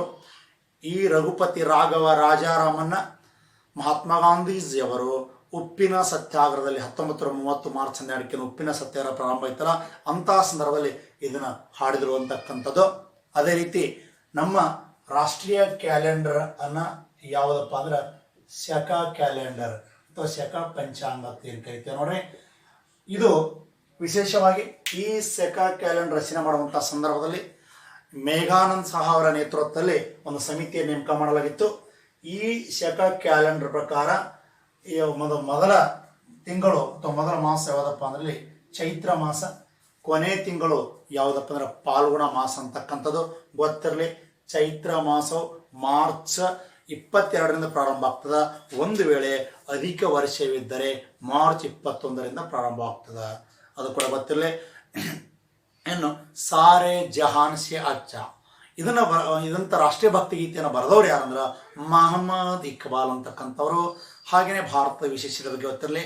ಭಾರತದ ರಾಷ್ಟ್ರೀಯ ಪ್ರಾಣಿ ಹುಲಿ, ಭಾರತದ ರಾಷ್ಟ್ರೀಯ ಪಕ್ಷಿ ನವಿಲು, ಭಾರತದ ರಾಷ್ಟ್ರೀಯ ಜಲಚರ ಪ್ರಾಣಿ ಗಂಗಾ ನದಿಯ ಡಾಲ್ಫಿನ್, ಅದೇ ರೀತಿ ರಾಷ್ಟ್ರೀಯ ಮರ ಯಾವುದಂದ್ರೆ ಆಲದ ಮರ, ಆಮೇಲೆ ರಾಷ್ಟ್ರೀಯ ಹೂವು ಯಾವುದಂದ್ರೆ ಕಮಲ, ರಾಷ್ಟ್ರೀಯ ಪಾರಂಪರಿಕ ಪ್ರಾಣಿ ಯಾವುದಂದ್ರೆ ಆನೆ, ರಾಷ್ಟ್ರೀಯ ನದಿ ಗಂಗಾ ನದಿ, ರಾಷ್ಟ್ರೀಯ ಕ್ರೀಡೆ ಹಾಕಿ, ಇಂಡಿಯನ್ ರುಪಿ ಇದು ಭಾರತ ನಾಣ್ಯ. ಇಂಥ ಒಂದು ಕೆಲವು ಪ್ರಮುಖ ಅಂಶಗಳು ಪರೀಕ್ಷಾ ದೃಷ್ಟಿಯಿಂದ ತಮಗೆ ಗೊತ್ತಿರಬೇಕಂತಕ್ಕಂಥದ್ದು. ಇದರ ಜೊತೆ ಈ ಭಾರತದ ಸಂವಿಧಾನದ ಲಕ್ಷಣಗಳಲ್ಲಿ ಕೆಲವೊಂದು ಪ್ರಮುಖ ಅಂಶಗಳನ್ನು ಈ ಪೊಲೀಸ್ ಕಾನ್ಸ್ಟೇಬಲ್ ಪರೀಕ್ಷೆ ಅಥವಾ ಬೇರೆ ಎಕ್ಸಾಮ್ಗಳು ಕೂಡ ಕೇಳುವುದರಿಂದ ಅಂತಹ ಪ್ರಮುಖ ಅಂಶಗಳನ್ನು ಮಾತ್ರ ತಮ್ಮ ಮುಂದೆ ನಾನು ರಿವಿಷನ್ ಮಾಡ್ತೀನಿ. ಇವಾಗ ನೋಡಿ, ಭಾರತದ ಸಂವಿಧಾನದ ಲಕ್ಷಣಗಳನ್ನು ನೋಡಿಕೊಂಡಾಗ ಭಾರತದ ಸಂವಿಧಾನವು ಬೃಹತ್ ಅಂದರೆ ದೊಡ್ಡ ಸಂವಿಧಾನವಾಗಿದೆ ಅಂತ ಕರೀತಾರೆ. ಯಾಕೆ ಕರೀತಾರೆ ಅಂದ್ರೆ ನೋಡಿ, ಭಾರತದ ಸಂವಿಧಾನದ ನೀಲಿ ನಕಾಶೆ ಹತ್ತಿರ ಯಾವುದನ್ನು ಕರೀತಾರೆ ಅಂದ್ರೆ 1935ರ ಭಾರತ ಸರ್ಕಾರದ ಕಾಯ್ದೆ. ನೋಡಿ ಅಂದ್ರೆ ಭಾರತವನ್ನ ಬೃಹತ್ ಸಂವಿಧಾನ ಅಂತ ಯಾಕೆ ಕರೀತಾರೆ ಅಂದ್ರೆ 1935ರ ಒಂದು ಭಾರತದ ಸರ್ಕಾರ ಕಾಯ್ದೆ ಬಹುತೇಕ ಭಾಗವನ್ನ ಮತ್ತು ಸುಮಾರು 60 ದೇಶಗಳ ಪ್ರಮುಖ ಒಂದು ಗುಣಲಕ್ಷಣಗಳನ್ನು ನಮ್ಮ ದೇಶದಲ್ಲಿ ಸಂವಿಧಾನದಲ್ಲಿ ಅಳವಡಿಸಿಕೊಂಡಿರೋದ್ರಿಂದ ಇದನ್ನು ಬೃಹತ್ ಸಂವಿಧಾನ ಅಂತ ಕರೀತಾರೆ. ಅದಕ್ಕೆ ಭಾರತ ಪ್ರಸ್ತುತ ಸಂವಿಧಾನದಲ್ಲಿ 25 ಭಾಗಗಳು, 465 ವಿಧಿಗಳು, 12 ಅನುಸೂಚಿಗಳನ್ನು ಒಳಗೊಂಡಿವೆ. ಇನ್ನು ಭಾರತದ ಸಂವಿಧಾನ ಲಿಖಿತ ಸಂವಿಧಾನವಾಗಿದೆ ಅಂತ ಕರೀತಾರೆ. ನೋಡಿ, ಯಾಕಂದ್ರೆ ಭಾರತದ ಸಂವಿಧಾನವು ಬರವಣಿಗೆ ರೂಪದಲ್ಲಿದ್ದು ಪ್ರಸ್ತುತ ಜಗತ್ತಿನ ಅತಿ ದೊಡ್ಡ ಲಿಖಿತ ಸಂವಿಧಾನವಾಗಿದೆ ಅಂತ ಹೇಳ್ತೇವೆ. ಇನ್ನು ಭಾರತದ ಸಂವಿಧಾನ ಎಂತಹ ಸಂವಿಧಾನ ಅಂದ್ರೆ ಎರವಲು ಸಂವಿಧಾನ. ನೋಡಿ, ಭಾರತವು ಜಗತ್ತಿನಲ್ಲಿ ಅತ್ಯಂತ ಒಂದು ವಿಶೇಷ ಸಂವಿಧಾನವಾಗಿರೋದ್ರಿಂದ ಇದು ಪ್ರಮುಖ ಒಂದು 60 ದೇಶಗಳ ವಿಶೇಷ ಸಂವಿಧಾನದ ಲಕ್ಷಣಗಳು ನಮ್ಮ ದೇಶದ ಸಂವಿಧಾನದಲ್ಲಿ ಅಳವಡಿಸಿಕೊಳ್ಳಾಯಿತು. ಪರೀಕ್ಷಾ ದೃಷ್ಟಿಯಿಂದ ಅವಾಗವಾಗ ಯಾವ ದೇಶದ ಒಂದು ಪ್ರಮುಖ ಲಕ್ಷಣ ಅಳವಡಿಸಿಕೊಳ್ಳಾಯ್ತು ನಿಮ್ಮ ಪ್ರಶ್ನೆ ಕೇಳ್ತಾನೆ. ಕೆಲವೊಂದು ದೇಶಗಳ ಪ್ರಮುಖ ಲಕ್ಷಣ ಹೇಳ್ತೀನಿ, ಅದು ನೆನಪಿಡಿ. ಒಂದು ಯಾವುದಂದ್ರೆ ಬ್ರಿಟಿಷ್ ಸಂವಿಧಾನ ಅಥವಾ ಇಂಗ್ಲೆಂಡ್ ಸಂವಿಧಾನ ಅಂತ ಏನು ಕರಿತೀವಲ್ಲ, ಈ ಬ್ರಿಟಿಷ್ ಸಂವಿಧಾನದಿಂದ ನಮ್ಮ ದೇಶದ ಸಂವಿಧಾನಕ್ಕೆ ಯಾವ ಲಕ್ಷಣಗಳನ್ನು ಎರವಲು ಪಡ್ಕೊಳ್ಳಾಯ್ತು ಪ್ರಶ್ನೆ ಕೇಳ್ತಾನೆ. ಪ್ರಮುಖ ಗೊತ್ತಿರಲಿ, ಅದೇ ಯಾವುದಪ್ಪ ಅಂದ್ರೆ ಏಕ ನಾಗರಿಕತ್ವ. ಇದು ಯಾವ ದೇಶದಿಂದ ಅಳವಡಿಸ್ಕೊಂಡೇವಪ್ಪ ಅಂದ್ರೆ ಇದು ಇಂಗ್ಲೆಂಡ್ ದೇಶದಿಂದ ಅಳವಡಿಸ್ಕೊಂಡೆವು.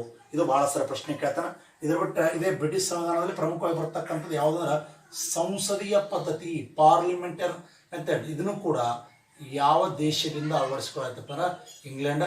ಇನ್ನು ಇದರಲ್ಲಿ ಬರ್ತಕ್ಕಂಥ ಒಂದು ಸಭಾಪತಿ, ದ್ವಿಸದನ ಮತ್ತು ರಿಟ್ಗಳು. ನೋಡಿ, ಸಭಾಪತಿ ಆಮೇಲೆ ರಿಟ್ಗಳು ಕೂಡ ಯಾವ ದೇಶದಿಂದಪ್ಪ ಅಂದ್ರೆ ಬ್ರಿಟನ್ ಸಂವಿಧಾನದಿಂದ. ಇಲ್ಲಿ ಅಷ್ಟನ್ನು ಬರ್ಕೊತ್ಕೊಂಡಲ್ಲ, ಯಾಕಂದ್ರೆ ನಿಮ್ಮ ಪರೀಕ್ಷೆ ದೃಷ್ಟಿಯಿಂದ ರಿವಿಷನ್ ಕ್ಲಾಸ್ ಮಾತ್ರ ಅದು. ಮತ್ತೆ ನಾನು ವಿವರಣಾತ್ಮಕವಾಗಿ ಪ್ರತಿಯೊಂದನ್ನು ನಿಮ್ಗೆ ವಿವರಣೆ ಕೊಡುವಂಥ ಸಂದರ್ಭ ನೋಡ್ಕೊರೋದನ್ನು, ಸರಿನಾ? ನೋಡಿ, ಬ್ರಿಟನ್ ದೇಶದಿಂದ ಯಾವುದಂದ್ರೆ ಏಕನಾಗರಿಕತ್ವ, ಸಂಸದೀಯ ಪದ್ಧತಿ, ಸಭಾಪತಿ, ಆಮೇಲೆ ರಿಟ್ಗಳು, ಸರಿನಾ? ಇದು ಪ್ರಮುಖವಾಗಿ ಯಾವ ದೇಶ? ಬ್ರಿಟನ್ ಸಂವಿಧಾನದಿಂದ. ಅದೇ ರೀತಿಯಾಗಿ ಅಮೇರಿಕಾ ಸಂವಿಧಾನದಿಂದ ನಿಮ್ಮ ಪರೀಕ್ಷೆಯಲ್ಲಿ ಅತಿ ಹೆಚ್ಚು ಕೇಳಿದ ಯಾವುದಂದ್ರೆ ನೋಡಿ, ಮೂಲಭೂತ ಹಕ್ಕುಗಳು. ಮೂಲಭೂತ ಹಕ್ಕುಗಳನ್ನು ಕೂಡ ನಾವು ಯಾವ ದೇಶದಿಂದ ತೆಗೆದುಕೊಂಡೇವಪ್ಪ ಅಂದ್ರೆ ವಿಶೇಷವಾಗಿ ಇದು ಅಮೇರಿಕ. ಇದನ್ನ ಬಹಳ ಸರಿ ಪ್ರಶ್ನೆ ಕೇಳ್ತಾನೆ. ಇನ್ನು ಸುಪ್ರೀಂ ಕೋರ್ಟ್ ನೋಡಿ, ಸುಪ್ರೀಂ ಕೋರ್ಟ್ ಕೂಡ ಯಾವ ದೇಶದ ಒಂದು ಸಂವಿಧಾನದ ಅಳವಡಿಸಿಕೊಂಡೇವು ಅಂದ್ರೆ ಅಮೇರಿಕ ಸಂವಿಧಾನ. ಅದೇ ರೀತಿಯಾಗಿ ನ್ಯಾಯಾಂಗ ವಿಮರ್ಶೆ, ಸ್ವತಂತ್ರ ನ್ಯಾಯಾಂಗ, ಮಹಾಭಿಯೋಗ, ಉಪರಾಷ್ಟ್ರಪತಿಯ ಹುದ್ದೆ, ಪ್ರಸ್ತಾವನೆ ಅಂದ್ರೆ ಪೂರ್ವ ಪೀಠಿಕೆ, ಇದನ್ನು ಯಾವ ದೇಶದಿಂದ ಅಂದ್ರೆ ಅಮೇರಿಕ ದೇಶದಿಂದ. ಹಾಗೇನೆ ಬಹಳ ಸಾರಿ ನಿಮ್ಮ ಪ್ರಶ್ನೆ ಕೇಳೋದು ನೋಡಿ, ಐರ್ಲೆಂಡ್ ದೇಶ. ಇದು ಅತಿ ಹೆಚ್ಚು ಬಾರಿ ಪ್ರಶ್ನೆ ಕೇಳ್ತಾನೆ, ನೆನಪಿರಲಿ. ಐರ್ಲೆಂಡ್ ದೇಶದಿಂದ ಯಾವುದನ್ನು ಅಳವಡಿಸ್ಕೊಂಡ್ರೆ ಬಹಳ ಸಾರಿ ಪ್ರಶ್ನೆ ಕೇಳೋದು ರಾಜ್ಯ ನೀತಿ ನಿರ್ದೇಶಕ ತತ್ವಗಳು. ನೋಡಿ, ಇದು ಅತಿ ಹೆಚ್ಚು ಬಾರಿ ಕೇಳ್ತಾನ, ಗಮನದಲ್ಲಿರಲಿ. ರಾಜ್ಯ ನೀತಿ ನಿರ್ದೇಶಕ ತತ್ವಗಳು. ಇದರ ಜೊತೆ ನಿಮಗೆ ರಾಷ್ಟ್ರಪತಿಯ ಚುನಾವಣೆ, ರಾಜ್ಯಸಭೆ ಸದಸ್ಯರ ನೇಮಕ ಕುರಿತು ಕೂಡ ಯಾವ ದೇಶದಿಂದ ಎರವಲು ಪಡೆದುಕೊಳ್ಳಲಾಗಿದೆ ಅಂದರೆ ಐರ್ಲೆಂಡ್ ಸಂವಿಧಾನ. ಇನ್ನು ನಿಮಗೆ ಕೇಳೋದು ಯಾವುದಂದ್ರೆ ಕೆನಡಾ. ಕೆನಡಾ ದೇಶದ ಸಂವಿಧಾನದಿಂದ ಪ್ರಮುಖವಾಗಿ ಯಾವುದಂದ್ರೆ ಭಾರತದಲ್ಲಿ ಪ್ರಬಲ ಒಕ್ಕೂಟ ವ್ಯವಸ್ಥೆ. ಪ್ರಬಲ ಒಕ್ಕೂಟ ವ್ಯವಸ್ಥೆ ಕಾಯ್ದೆ ಕೇಳಿದ್ರೆ 1935ರ ಕಾಯ್ದೆ ಹಾಕ್ರಿ. ದೇಶ ಕೇಳಿದ್ರೆ ಯಾವುದಂದ್ರೆ ಕೆನಡಾ ದೇಶ ಅಂತಕ್ಕಂಥದ್ದು, ಹೌದಾ? ಅದೇ ರೀತಿ ಶೇಷಾಧಿಕಾರ, ಆಮೇಲೆ ರಾಜ್ಯಪಾಲರ ನೇಮಕ ಕೂಡ ಯಾವ ದೇಶದಿಂದ? ಕೆನಡಾ ದೇಶದಿಂದ. ಹಾಗೇನೆ ಇನ್ನು ಪ್ರಮುಖವಾಗಿ ಯಾವುದಪ್ಪ ಅಂದ್ರೆ ದಕ್ಷಿಣ ಆಫ್ರಿಕಾ. ನೋಡಿ, ದಕ್ಷಿಣ ಆಫ್ರಿಕಾದಿಂದ ಪ್ರಮುಖವಾಗಿ ಯಾವುದನ್ನು ಪಡ್ಕೊಂಡೇವು ಅಂದ್ರೆ ಸಂವಿಧಾನದ ತಿದ್ದುಪಡಿ. ಸಂವಿಧಾನದ ತಿದ್ದುಪಡಿಯನ್ನ ಇದು ದಕ್ಷಿಣ ಆಫ್ರಿಕಾದಿಂದ ಅಳವಡಿಸಿಕೊಂಡೆವು. ಅದೇ ರೀತಿಯಾಗಿ ಇಲ್ಲಿ ಪ್ರಮುಖವಾಗಿ ಜರ್ಮನಿ ದೇಶದಿಂದ. ನೋಡಿ, ಜರ್ಮನಿ ದೇಶದಿಂದ ಯಾವುದಂದ್ರ ತುರ್ತು ಪರಿಸ್ಥಿತಿ ಉಪಬಂಧಗಳು. ಇದನ್ನ ಯಾವ ದೇಶದಿಂದ ಜರ್ಮನಿ ದೇಶದಿಂದ. ಹೌದಾ? ಅದೇ ರೀತಿಯಾಗಿ ಇಲ್ಲಿ ಆಸ್ಟ್ರೇಲಿಯಾ ಸಂವಿಧಾನದಿಂದ ನೋಡ್ರಿ, ಆಸ್ಟ್ರೇಲಿಯಾ ಸಂವಿಧಾನದಿಂದ ಯಾವುದಂದ್ರ ಭಾಳ ಸರಿ ಇದನ್ನು ಕೂಡ ಪ್ರಶ್ನೆ ಕೇಳ್ತಾರ, ಸಮವರ್ತಿ ಪಟ್ಟಿ. ಸಮವರ್ತಿ ಪಟ್ಟಿ. ಆಮೇಲೆ ಯಾವುದಪ್ಪ ಅಂದ್ರೆ ಇಲ್ಲಿ ಜಂಟಿ ಅಧಿವೇಶನ ಅಂದ್ರೆ ಸಂಸತ್ತಿನ ಉಭಯ ಸದನ ಜಂಟಿ ಕೂಡಿ ಕರಿತಕ್ಕಂಥದ್ದು ನಾವು ಏನು ಕರಿತೀವಿ ಅಂದ್ರೆ ಜಂಟಿ ಸಭೆ ಅಥವಾ ಜಂಟಿ ಅಧಿವೇಶನ ಅಂತ ಕರಿತೀವಿ. ಇದನ್ನ ಯಾರು ಕರೀತಾರಂದ್ರೆ ರಾಷ್ಟ್ರಪತಿ ಕರೀತಾನ. ಬಟ್ ಜಂಟಿ ಅಧಿವೇಶನದ ಅಧ್ಯಕ್ಷತೆಯನ್ನು ಯಾರು ವಹಿಸ್ತಾರಪ್ಪ ಅಂದ್ರೆ ಲೋಕಸಭೆ ಸ್ಪೀಕರ್ ವಹಿಸ್ತಾರ ಅಂತಕ್ಕಂಥದ್ದು ಗೊತ್ತಿಲ್ಲ. ಭಾಳ ಸಲ ಪ್ರಶ್ನೆ ಕೇಳ್ತಾರ. ಇನ್ನು ಭಾಳ ಇಂಪಾರ್ಟೆಂಟ್ ರಷ್ಯಾ ಸಂವಿಧಾನ. ನೋಡ್ರಿ, ರಷ್ಯಾ ಸಂವಿಧಾನದಿಂದ ಭಾಳ ಇಂಪಾರ್ಟೆಂಟ್ ಮೂಲಭೂತ ಕರ್ತವ್ಯಗಳು. ಇದನ್ನು ಕೂಡ ಯಾವ ದೇಶದಿಂದ ಅಂದ್ರೆ ರಷ್ಯಾ ದೇಶದಿಂದ. ನೋಡಿ, ಅಥವಾ ರಷ್ಯಾ ಕ್ರಾಂತಿ ಕೆಲವೊಂದು ಕೇಳ್ತಾನೆ ನೋಡಿ. ರಷ್ಯಾ ಕ್ರಾಂತಿ 1917 ನಡೀತು. ಆ ರಷ್ಯಾ ಕ್ರಾಂತಿಯಿಂದ ಯಾವ್ದ ನ್ಯಾಯ, ಯಾವ ನ್ಯಾಯ ಅಂದ್ರೆ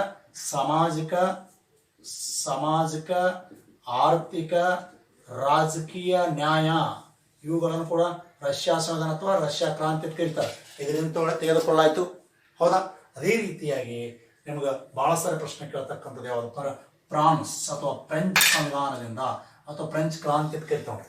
ನೋಡಿ, ಇದರಿಂದ ಪ್ರಸ್ತಾವನೆಯಲ್ಲಿ ಕಂಡು ಬರ್ತಕ್ಕಂಥ ಸ್ವಾತಂತ್ರ್ಯ, ಸಮಾನತೆ ಮತ್ತು ಭಾತೃತ್ವ, ಆಮೇಲೆ ಇನ್ನೊಂದು ಯಾವ್ದು ಗೊತ್ತೇನು, ಗಣರಾಜ್ಯ. ಇವುಗಳನ್ನ ಯಾವ ದೇಶದಿಂದ ಯಾರು ಅಂದ್ರೆ ಫ್ರಾನ್ಸ್ ದೇಶದಿಂದ ಅಂತಕ್ಕಂಥದ್ದು ನೆನಪಿಡ್ರಿ. ಅದೇ ರೀತಿ ಜಪಾನ್ ದೇಶದಿಂದ ಸುಪ್ರೀಂ ಕೋರ್ಟಿನ ನ್ಯಾಯಾಧಿಕರಣದ ಸಲಹೆಯನ್ನು ಕೂಡ ಜಪಾನ್ ದೇಶದಿಂದ ಅಳವಡಿಸಿಕೊಳ್ಳಾಯಿತು. ಬಾರಿ ಒಂದು ಸೆಕೆಂಡ್ ನೋಡೋಣ. ಪರೀಕ್ಷೆ ದೃಷ್ಟಿಯಿಂದ ಭಾಳ ಇಂಪಾರ್ಟೆಂಟ್. ಬ್ರಿಟನ್ ಸಂವಿಧಾನದ ಏಕನಾಗರಿಕತ್ವ, ಸಂಸದೀಯ ಪದ್ಧತಿ, ಸಭಾಪತಿ ರೇಟ್ಗಳು, ದ್ವಿಸದನ ಪದ್ಧತಿ. ಅದೇ ರೀತಿ ಅಮೆರಿಕ ದೇಶದಿಂದ ಯಾವಂದ್ರೆ ಮೂಲಭೂತ ಹಕ್ಕುಗಳು, ಸುಪ್ರೀಂ ಕೋರ್ಟ, ನ್ಯಾಯಾಂಗ ವಿಮರ್ಶೆ, ಅದೇ ರೀತಿ ಮಹಾಭಿಯೋಗ, ಪ್ರಸ್ತಾವನೆ, ಸ್ವತಂತ್ರ ನ್ಯಾಯಾಂಗ ವ್ಯವಸ್ಥೆ, ಇವುಗಳೆಲ್ಲವೂ ಕೂಡ ಅಮೆರಿಕ ದೇಶದಿಂದ. ಐರ್ಲೆಂಡ್ ದೇಶದಿಂದ ಯಾವಂದ್ರೆ ರಾಜ್ಯ ನೀತಿ ನಿರ್ದೇಶಕ ತತ್ವಗಳು, ರಾಷ್ಟ್ರಪತಿ ಚುನಾವಣೆ, ರಾಜ್ಯಸಭಾ ಸದಸ್ಯರ ನೇಮಕ, ಇದು ಐರ್ಲೆಂಡ್ ದೇಶ. ಹಾಗೆಯೇ ಕೆನಡಾ ದೇಶದಿಂದ ಪ್ರಬಲ ಒಕ್ಕೂಟ ವ್ಯವಸ್ಥೆ, ಶೇಷಾಧಿಕಾರ, ರಾಜ್ಯಪಾಲರ ನೇಮಕ, ಇದು ಕೂಡ ಯಾವುದಂದ್ರೆ ಕೆನಡಾ ದೇಶ. ದಕ್ಷಿಣ ಆಫ್ರಿಕಾದಿಂದ ಸಂವಿಧಾನದ ತಿದ್ದುಪಡಿ, ಜರ್ಮನಿಯಿಂದ ತುರ್ತು ಪರಿಸ್ಥಿತಿಯ ಉಪಬಂಧಗಳು, ಆಸ್ಟ್ರೇಲಿಯಾ ದೇಶದಿಂದ ಸಮವರ್ತಿ ಪಟ್ಟಿ, ಜಂಟಿ ಅಧಿವೇಶನ, ಆಮೇಲೆ ಮುಕ್ತ ವ್ಯಾಪಾರ, ರಷ್ಯಾ ದೇಶದಿಂದ ಮೂಲಭೂತ ಕರ್ತವ್ಯಗಳು, ಸಾಮಾಜಿಕ ಆರ್ಥಿಕ ರಾಜಕೀಯ ನ್ಯಾಯ, ಫ್ರಾನ್ಸ್ ದೇಶದಿಂದ ಸ್ವಾತಂತ್ರ್ಯ, ಸಮಾನತೆ, ಭಾತೃತ್ವ, ಗಣರಾಜ್ಯ, ಇನ್ನು ಜಪಾನ್ ದೇಶದಿಂದ ಸುಪ್ರೀಂ ಕೋರ್ಟಿನ ನ್ಯಾಯಾಧಿಕರಣ ಸಲಹೆ. ಪ್ರಮುಖ ದೇಶಗಳು 1, 2, 3, 4, 5, 6, 7, 8, 9 ಇವು ಪ್ರಮುಖ ದೇಶಗಳು ಬರ್ತವೆ. ಇವುಗಳನ್ನು ನೀವು ಪರೀಕ್ಷಾ ದೃಷ್ಟಿಯಿಂದ ಪದೇ ಪದೇ ಇವುಗಳನ್ನ ಕೇಳೋದ್ರಿಂದ ನಮ್ಗೆ ಗೊತ್ತಿರಬೇಕು. ಭಾಳ ಸರಿ ರಾಜ್ಯ ನಿರ್ದೇಶಕ ತತ್ವಗಳು, ಮೂಲಭೂತ ಹಕ್ಕುಗಳು, ಮೂಲಭೂತ ಕರ್ತವ್ಯ ಆಗಿರ್ಬೋದು, ಇವುಗಳನ್ನು ರಿಪೀಟ್ ಮಾಡಿ ಪ್ರಶ್ನೆ ಕೇಳ್ತಾನೆ. ಅದಕ್ಕೆ ತಾವು ಇದನ್ನು ನೆನಪಿಡಬೇಕು. ಹೀಗೆ ನಾನು ಮತ್ತೆ ಮುಂದಿನ ತರಗತಿಯಲ್ಲಿ ಈ ಸಂವಿಧಾನದಲ್ಲಿ ಬರ್ತಕ್ಕಂಥ ಪರೀಕ್ಷೆ ದೃಷ್ಟಿಯಿಂದ ಪೊಲೀಸ್ ಕಾನ್ಸ್ಟೇಬಲ್, ನೆಕ್ಸ್ಟ್ ಅತಿ ಶೀಘ್ರದಲ್ಲಿ APDSD ಕೂಡ ಪರೀಕ್ಷೆ ಅದಾವೆ, PSI ಎಕ್ಸಾಮ್ ಎಲ್ಲಕ್ಕೂ ಅನುಕೂಲ ಆಗೋ ದೃಷ್ಟಿಯಿಂದ ಬರೀ ಪೊಲೀಸ್ ಕಾನ್ಸ್ಟೇಬಲ್ ಅಷ್ಟೇ ಅಲ್ಲ, ಉಳಿದ ಎಕ್ಸಾಮ್ ಕೂಡ ಸಹಾಯ ಆಗೋದ್ರಿಂದ ಇಲ್ಲಿನ ಹೆಚ್ಚಿನ ವಿವರಣೆಯನ್ನು ಕೊಡೋದಿಲ್ಲ. ಪ್ರಮುಖವಾಗಿ ಪರೀಕ್ಷೆ ದೃಷ್ಟಿಯಿಂದ ಬರ್ತಕ್ಕಂಥ ಅಂಶಗಳನ್ನು ಇಲ್ಲಿ ಇದೊಂದು ಟೈಪ್ ರಿವಿಷನ್ ಕ್ಲಾಸ್ ತಿಳ್ಕೊ. ನಿಮಗೆ ಈಗ ಓದಿರ್ತಿರಲ್ಲ, ಅದನ್ನು ಜಸ್ಟ್ ನಿಮಗೆ ರಿವಿಷನ್ ಮಾಡುವಂಥ ಪ್ರಯತ್ನ ಮಾಡತ್ತೀನಿ. ಮತ್ತು ಇನ್ನೂ ಇದರ ಬಗ್ಗೆ ಹೆಚ್ಚಿನ ವಿವರಣೆ ಕೊಟ್ಟಿಲ್ಲ ಅನ್ಬೇಡ್ರಿ. ಯಾಕಂದ್ರೆ ನಾನು ಪರೀಕ್ಷೆ ದೃಷ್ಟಿಯಿಂದ ಮಾತ್ರ ಇಂಥ ಅಂಶಗಳನ್ನು ಆಯ್ಕೊಂಡೀನಿ.